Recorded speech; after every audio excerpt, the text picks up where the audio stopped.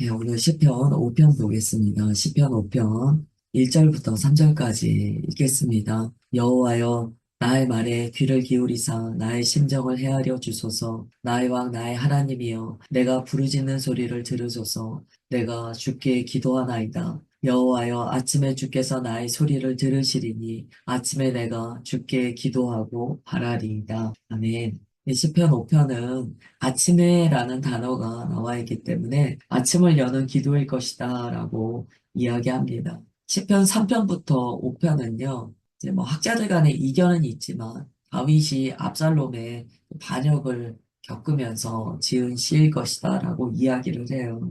그래서 탄식시로 분류해요. 너무나 힘든 상황에서 탄식하면서 주님께 부른 시라고 노래다, 기도라고 이야기합니다. 또한 시편의 모든 노래는요, 예배 중에 주님 앞에 올려드려졌던 찬양이자 기도입니다. 그래서 예배 중에 봉독하거나 찬양하거나 기도할 때요, 탄식 가운데 있는 영혼들이 많이 위로를 얻었을 것이다라고 우리가 짐작할 수 있어요. 그래서 우리도 똑같이 이 시편을 주님 앞에 올려드리면서 우리도 나의 마음 안에 있는 탄식을 주님 앞에 올려드릴 수가 있습니다. 특별히 시편 5편은요, 마음에 상함이 있는 분들, 마음에 깊은 눈물과 탄식이 있는 분들이 이 시편을 통하여서 주님 앞에 마음을 토로할 수 있고요. 또한 주님의 위로와 또한 해결하여 주시고 만져주시는 주님의 은혜를 경험할 수 있습니다. 1절은요, 좀 특이함이 있습니다. 히브리 말은 보통 문장 가운데 동사가 가장 앞에 위치합니다. 그런데 원어로 보시면 특이하게도 목적어가 앞에 나와요. 그러니까 나의 말을 들어주세요. 나의 심정을 헤아려 주세요. 이렇게 목적어가 강조가 돼요. 그러니까 주님께 간절하게 이야기하는 거예요. 내 말을 들어주세요. 내 말, 이걸 좀 강조합니다. 헤아려 주세요. 이제 이게 원어로 보면 나의 신음소리를 이런 의미가 있어요. 그러니까 나의 신음소리를, 나의 마음을, 나의 심정을 헤아려 주세요. 라고 이야기합니다. 얼마나 다급하면 그렇게 할까요? 누군가 자신의 말을 들어줘야 되는 거예요. 누군가 나의 마음을 헤아려 줘야 되는 거예요. 하나님께 간절히 부탁드리는 거예요. 주님, 제 말을 좀 제발 들어주세요. 제 마음을 제발 헤아려 주세요. 여러분, 우리가 이렇게 기도할 때 주님께서 들어주시지 않겠습니까?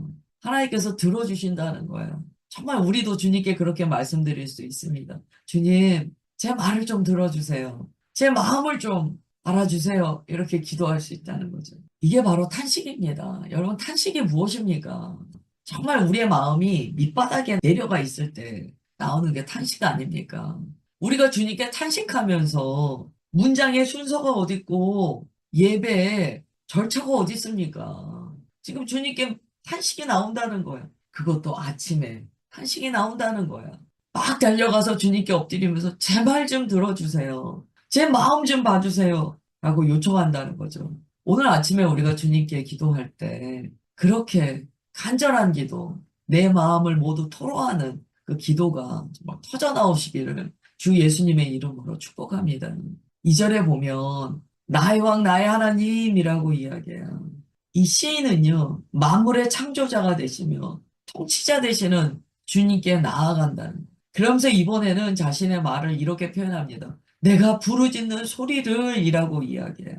그러니까 그 자신의 간절함을요, 기도 가운데 막 담습니다. 사실 우리가 이렇게 간절히 이야기하지 않아도요, 주님께서는 우리의 마음을 충분히 알고 계세요. 그렇지만 우리가 이렇게 간절한 표현으로 주님께 나아갈 때 주님께서는 그것을 기뻐 받으십니다. 우리가 아침에 일어나면 하루에 또 일을 시작하면서 마음이 정돈되지 않을 수 있습니다. 주님께로 나아가 간절함으로 기도하기보다는 그날 한날의 나의 일에 집중할 수가 있어요. 또 여러 가지 일들이 나를 기다리고 있기 때문에 주님께만 나의 마음을 드리기에는 어려울 수 있어요. 나의 생각과 마음이 분산될 가능성이 크죠. 그러나 우리가 아침에 이 시간을 구별했다면 정말 이 시간은 주님께 간절함으로 나의 마음을 토로할 수 있어야 합니다. 3절에 이렇게 이야기해요. 아침에 주께서 나의 소리를 들으시리니 아침에 내가 기도하고 바라겠습니다. 라고 이야기합니다. 이 아침이라는 것이 두 번이나 강조가 돼요. 왜 이렇게 아침을 강조할까요? 여러분 시편 46편 5절에 보면 새벽에 하나님이 도우시리라 라는 말씀이 있습니다. 아침은요, 모든 어둠이 떠나가는 시간이에요. 하나님과의 새 날이 시작되면서 오늘의 의대를 기대하는 시간입니다. 그렇기 때문에 저녁에는 안식을 간구한다면 아침에는 새 일을 간구할 수 있는, 기도할 수 있는 거예요. 그래서 시인이 아침에 아침에라고 강조하면서 내 말을, 내 심정을, 내 부르짖는 소리를 들어주세요 라고 주님께 나아간다는 거예요. 아직 무슨 내용인지는 나오지 않았어요. 여러분, 아침에 이렇게 기도의 문을 열고 입술을 열어 주님께 나오는 백성을 주님께서는 기뻐하십니다. 주님께서 마음의 문을 활짝 여시고, 그래, 얘기해. 그래, 내가 들을게. 너의 부르짖는 음성을 내가 들을 거야. 라고 주님께서 응답해 주신다는 거예요. 아침에 주께서 나의 소리를 들으시리니 라는 이 고백이 우리 가운데도 있다고 믿습니다. 그 다음에 4절부터 6절이에요. 주는 죄악을 기뻐하는 신이 아니시니 악이 주와 함께 머물지 못하며 오만한 자들이 주의 목전에 서지 못하리이다. 주는 모든 행악자를 미워하시며 거짓말하는 자들을 멸망시키시리이다. 여호와께서는 피 흘리기를 즐기는 자와 속이는 자를 싫어하시나이다. 아멘. 지금 시인은 다윗은 악한 자들 가운데 둘러싸여 있어요. 이 시편에요. 계속적으로 이런 패턴이 반복되는데요. 어떤 고통스러운 상황이 있을 때, 내가 헤쳐나갈 수 없는 어떤 어려운 환경이 조성되어 있을 때, 시인은요, 그것을 먼저 아뢰지 않아요. 이것은 우리가 여러 번 시편을 통하여 좀 나눴던 내용입니다.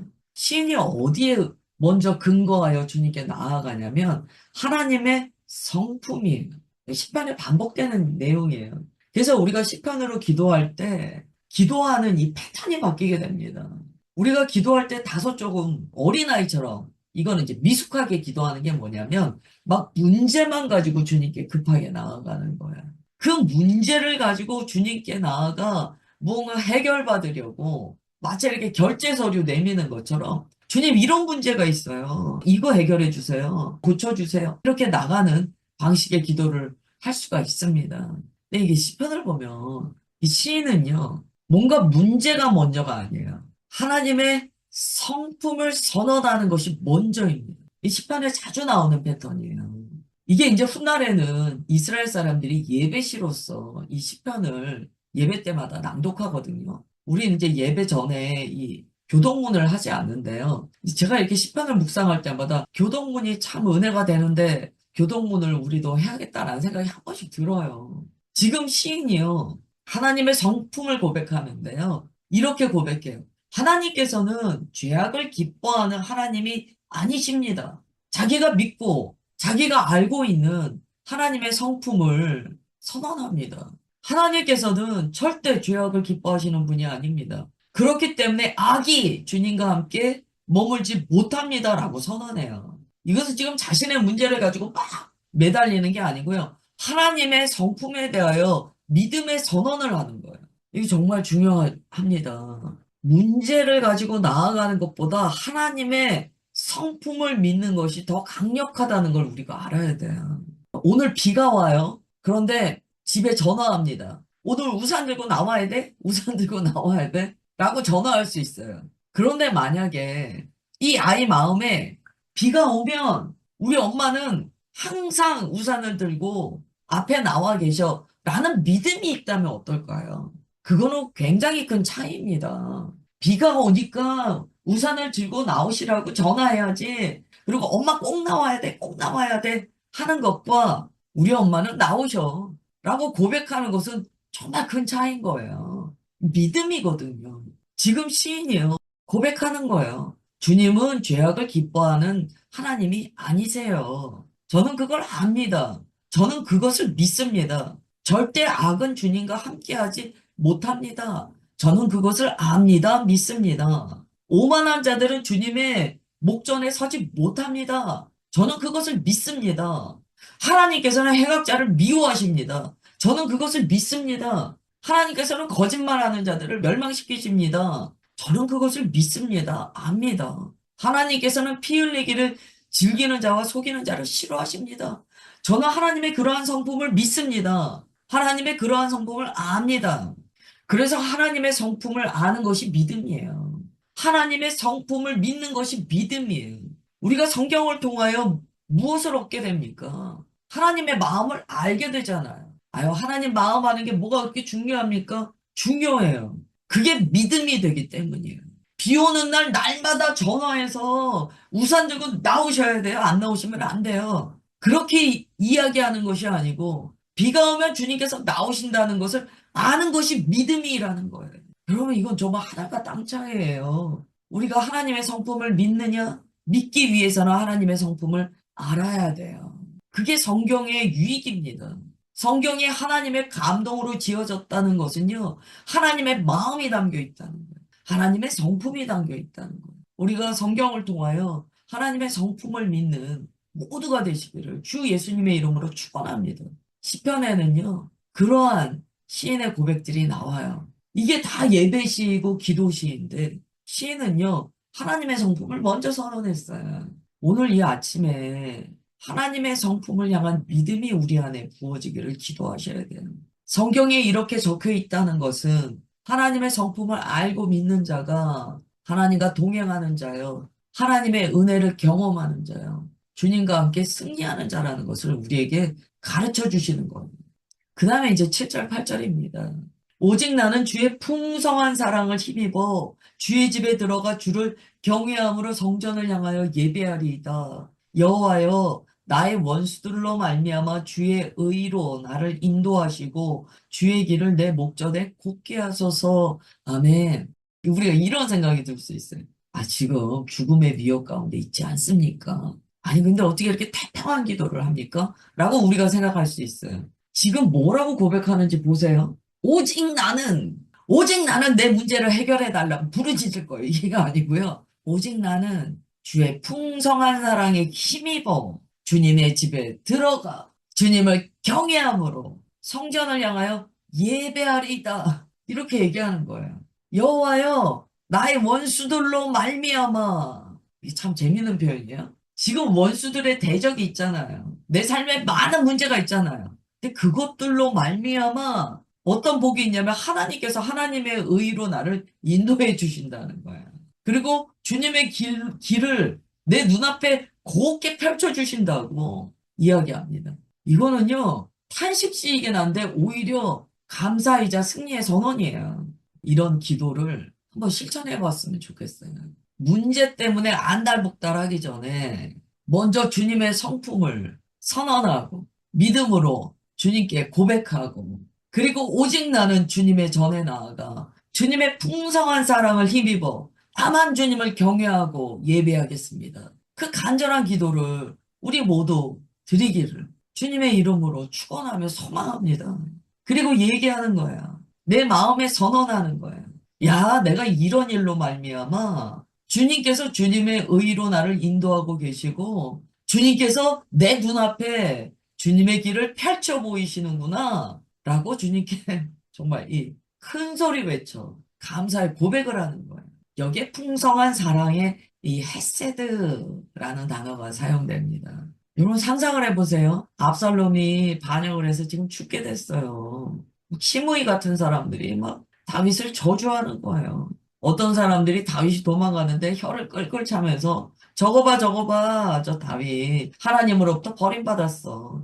저거 봐 다윗 그렇게 자기가 왕이라고 권력을 잡더니 저거 봐 완전히 지는 애가 됐어. 그럼 막 비아냥과 조소와 질타들이 들리는 상황 가운데 다윗이 이야기하는 거예요.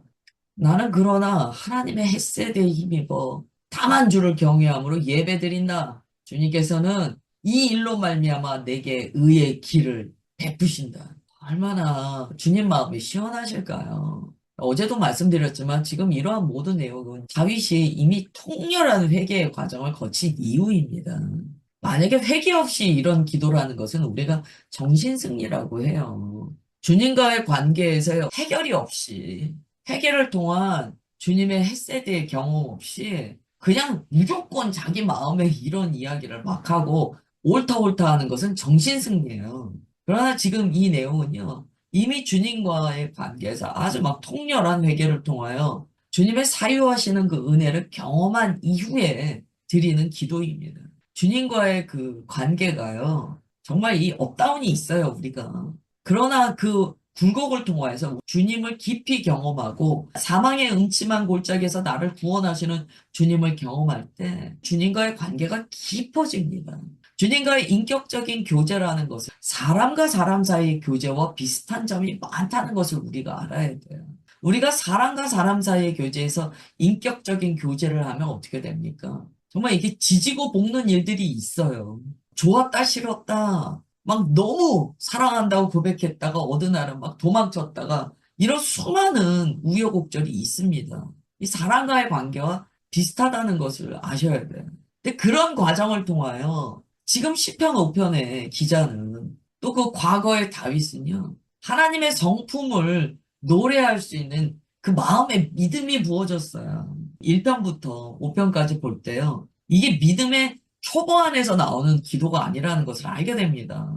이건 정말 믿음의 정말 광야를 지나가고 어두운 골짜기에서 죽음의 위협을 감당했던 그러한 백성들이 주님 앞에 나아가는 고백이자 예배시라는 것을 우리가 깨닫게 돼야 합니다. 고통 가운데 시인이 이야기하듯이 우리도 이렇게 고백해야 됩니다. 내게 어떠한 문제가 있더라도 저는 다만 주님을 경외함으로 예배드리겠습니다. 여러분, 예배는요, 그리스도인의 특권입니다. 이 특권이라는 것의 그 의미에는요, 책임도 담겨 있어요. 목적도 담겨 있어요. 우리는 주님을 찬양하고 주님을 경외함으로 예배드리는 존재로 창조되었기 때문에요. 무슨 일이 있더라도 우리의 예배는 멈춰질 수 없다는 거예요. 주님께서 이렇게 예배하는 자를 건지지 않으시겠습니까? 사랑하지 않으시겠습니까? 우리의 예배는 모든 상황에 하나님과의 관계의 문을 여는 열쇠가 됩니다. 9절부터 12절이에요. 그들의 입에 신실함이 없고 그들의 심중에 심이 약하며 그들의 목구멍은 열린 무덤 같고 그들의 혀로는 아첨하나이다. 지금 나를 대적하는 자들의 특징이에요. 하나님이여 그들을 정죄하사 자기 꾀에 빠지게 하시고 많은 허물로 말미암아 쫓아내소서. 그들이 주를 배역함이니이다. 그러나 주께 피하는 모든 사람은 다 기뻐하며 주의 보호로 말미암아 영원히 기뻐 외치며 주의 이름을 사랑하는 자들은 주를 즐거워하리이다. 여호와여 주는 의인에게 복을 주시고 방패로한 같이 은혜로 그를 호위하시리이다. 아멘. 이제 기도의 본론이 나와요. 이제 우리에겐 본론이죠. 그러나 지금 이 기도자에게는 이게 본론이 아니에요. 이게 제일 뒤에 나와요. 이것을 의심해서 기도하는 게 아니에요. 주님께서 그렇게 하신다는 것을 믿고 고백하는 거예요. 하나님은 이런 악한 일들에 대해서 주님께서는 통치하십니다. 그리고 이러한 악한 일에 또 불구하고 주님께 피하는 자들을 주님께서는 보호하시고 기뻐하십니다. 고로 지금 나는 주님께 보호를 받습니다. 라고 고백합니다. 12절에 보면 의인에게 복 주시고 방패로한 같이 은혜로 호위하여 주신다라고 고백합니다. 이거는 1편으로부터 일관되게 흐르고 있는 고백이에요. 의인에게 복 주시는 하나님, 의인을 보호하시고 은혜를 방패와 같이 베푸사 호위하여 주시는 하나님에 대한 믿음을 고백하고 이 예배 시가 끝나게 됩니다. 오늘 그대로 기도하세요. 순서 바꾸지 마시고 그대로 기도하세요. 나의 삶을 올려드리시면서 나의 문제보다 주님을 선언하고 주님의 성품을 먼저 고백하는 저와 여러분 되시길 주 예수님의 이름으로 축원합니다. 기도하겠습니다. 하나님, 우리의 삶에 여러 문제가 있습니다. 내 마음을 급하게 만드는 당장 해결받아야 할 문제가 있습니다. 오늘 우리가 시편 5편을 보며 참으로 우리의 문제보다 크신 하나님을 바라보는 믿음이 무엇인가를 깨닫게 됩니다.